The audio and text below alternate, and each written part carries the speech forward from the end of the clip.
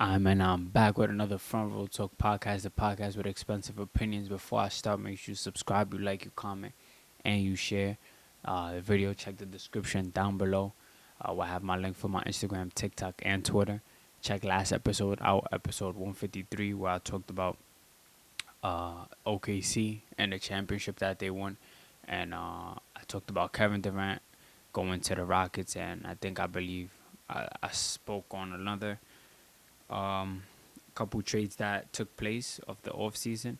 Um, as you can see by the episode, I'm gonna be talking about something totally different. No sports, no music, but more so entertainment and shows. I'll be talking about Squid Games, the new season. I'm gonna give my thoughts on it, how I feel it ended. I will be talking about like the every episode of what I could remember. So if you haven't watched it, just click off the video right now because it will be spoilers. But let's get straight into it. So, season 3, quote unquote, the last season of Squid Games. Um, it has a total of 6 episodes. So the episodes' names are Keys and Knives, The Starry Night, It's Not Your Fault, 222. Then it has a circle, triangle, and square, and then humans are dot dot dot. Before I even saw any other episodes of this season, I didn't run into no spoilers, thank God, because I hate running into spoilers especially with a show that I'm watching. I would definitely stop watching the show. But I seen a lot of people saying that they think it was not good. Um, they was putting a bunch of memes saying like the first 2 seasons were perfect and the last one was trash. After I did watch all 6 episodes, I do see why some people say like it's not how it was supposed to end. Or I mean, I don't know I don't know what the ending was supposed to be, or how perfect it should have been. But I see why people have mixed uh, emotions, mixed feelings on how it ended. But if I'm not mistaken, the first episode comes back to them being in the where they always sleep. I'm really trying to think. Player 456 was just staring at the guy who betrayed them when they were trying to escape. And then I think there was like doing the whole voting thing. And of course, nobody voted out, which is crazy. I mean, it's a show, but I really do think there's people out there who would really like go the same way about it. Probably like people would want to play more than people who would want to escape. I think a lot of people do a lot of crazy stuff for money. Squid Games doesn't have to exist for us to believe that. But yeah, and then I think it was like coming into them having to play what was it?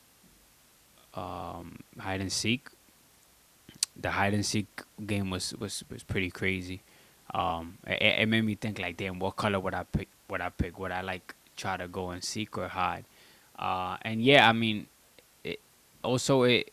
I didn't think. I think when season 2 ended, people was trying to see what games they will come back. I don't know if anybody said hide and seek, um, but hide and seek was one of them. And I liked the setup. I liked how it looked, all the doors, the keys, and what the players had to do. Like both sides were in jeopardy because if you didn't go and did what you had to do to somebody, then you would be eliminated. But then if you don't protect yourself and hide, you will also be eliminated because you will get caught. And of course, the show had a lot of tension and a lot of what's that word? Like it had you off your seat. Um, it had you thinking like, damn, is this person gonna get caught? Or you kind of start building a connection to the characters, to the people in the show. Of course, player 222, gave birth in that second episode while they were hiding with the elder lady and the other player. I forgot the number of the player, but she gave birth during the hide and seek, and it was probably about like 5 minutes left. And the older lady helped her give birth, and the other player got killed by somebody who was seeking and with the knife in their hand. Uh, Long story short, they got to the room where they were supposed to exit, and then that right there. I mean, my thing is like I was looking at the show and I'm like, bro, just go. Like, sometimes you watching a show and you're just like, all right, bro, like, come on, just do what you gotta do. But of course, um, it's part of the script. But it's this crazy script because the mom had to kill her own son to save the younger girl and the kid, and literally the games ended right there. So then it was just the mom without her son, then the younger girl with her new son, and it's like, it's a tough situation. A lot of people would, it's easy to say, oh, I would do this, I would do that, but I know that was really tough for the mom, which is why she did what she did. I think an episode after that or later that episode, she eliminated herself. She took herself out the game. So it was kind of crazy. I think that episode was pretty crazy. Then the It's Not Your Fault episode, I think that's the one um, that featured the jump rope game. Or I think 222 was the one who featured the jump rope game. I know the jump rope game was the second one. And that was pretty tough. I was like, there's no way that player 222 makes it to the other side with or without help because she couldn't jump. And then whoever really helped, tried to help her, had to carry her and jump precisely. It would have been too much weight, such a narrow path. Um, and it's like player 456, of course, trying to do what he can to, do the right thing.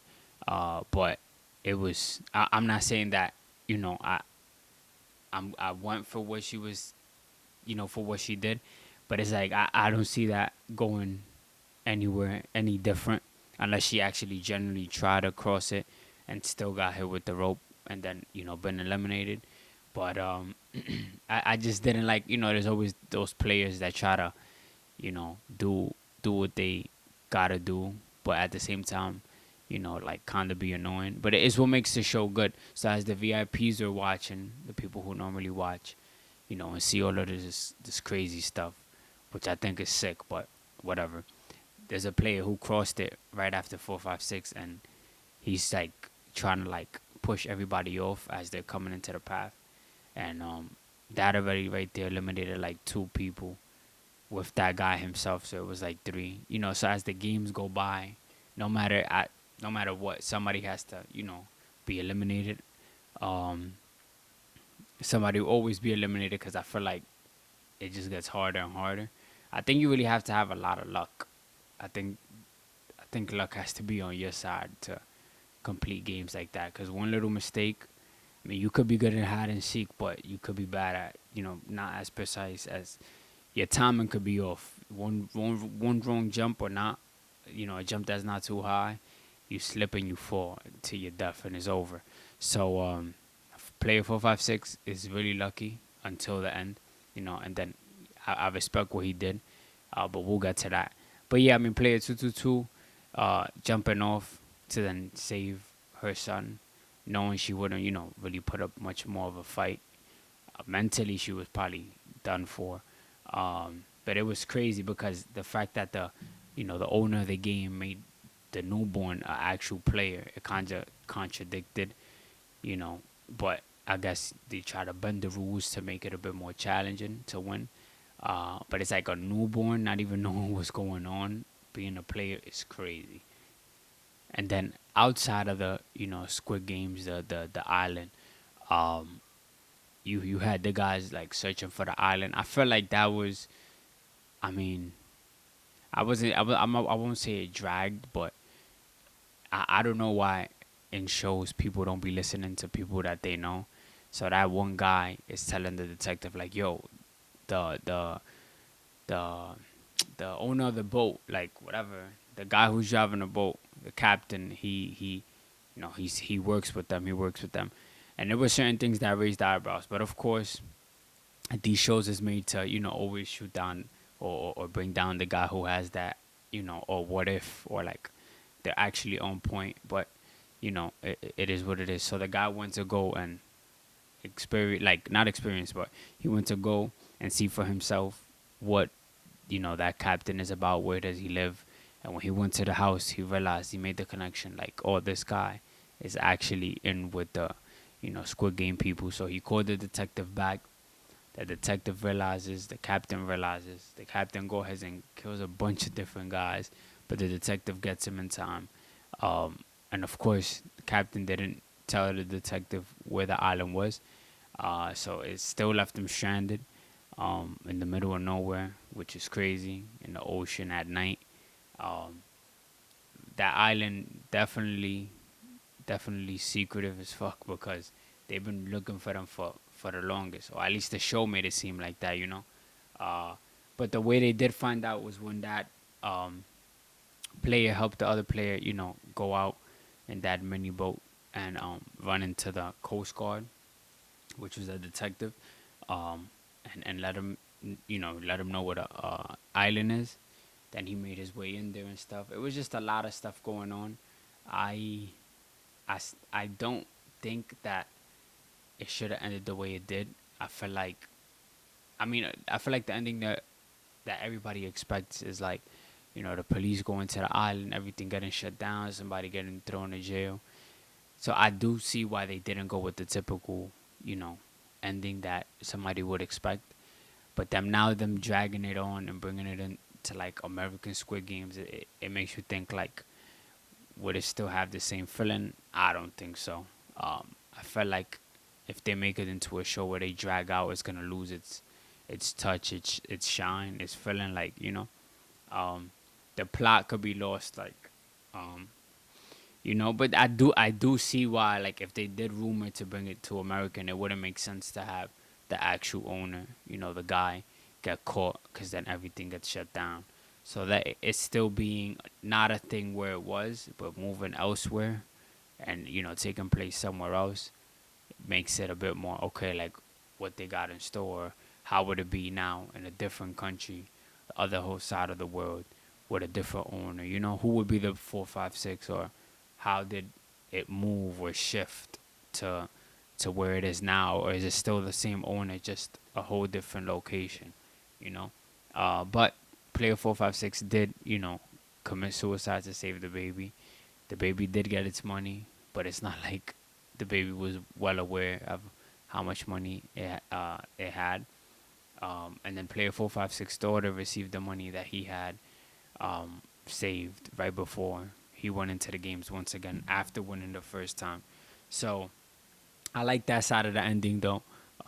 It's not like the money went, you know, it's not like the money was burnt or whatever. The daughter at least gets some of that, even though her dad wasn't there for a long time by her side, which is why she was like, nah, like, forget about my dad. You know, if you watch the show, you know what I'm talking about. But I mean, I'm 50-50 with the way it ended. I guess I'll come to a full conclusion when this whole new American Squid Games or whatever it is will come. Because if it comes back and it's like trash, then it's like it makes you think like, damn, they should have ended it, you know, season 3, and it should have had a whole different ending. But let's see what they're cooking up. Let's see how they come, you know, with ideas and different games, and of course different faces. At one point of the show, I was confused. I was like, who are these people? But it was the VIPs, you know, being the people in the red costumes. I'm like, I never seen these faces before. But I mean, I guess it's like the show trying to throw the VIPs out there to get an actual feel of how the games are. But the whole concept of it, to be honest, is sick. It's crazy. Um, I think that I think there's a lot of things that's possible, and Squid Games. Sometimes they put stuff in our face, and it's like, you know, if you want to believe it, you want to. If not, not. But what I'm saying is, we live in a crazy world, so I wouldn't shoot everything down, or I wouldn't say that it does not exist, or if it hasn't existed, or if it will. But you believe what you want to believe. Um, I definitely do see like something like that being possible though. But yeah, that's really it for this episode. Shout out player 456. He he kind of brought it down, but not really because it still will continue. Um, so yeah, I I don't know when the next one will come back, but I think they should give it a little break. I don't think they should bring it back so fast. Kind of let people forget about it, but not really forget about it, and then come back with it. I'm no producer, so I don't know. But yeah, that's really it. Make sure you subscribe, you like, you comment, and you share. If I had to pick which one is the best season, I might have to say season one. To be honest, like the whole introduction of it and how it went. Season two was good, and then season three. I feel like one was the best, then two, then three, in that order. Um, and yeah, make sure you subscribe, you like, you comment. God willing, I'll be back next week, talking about something else. And your boy Salsita is out.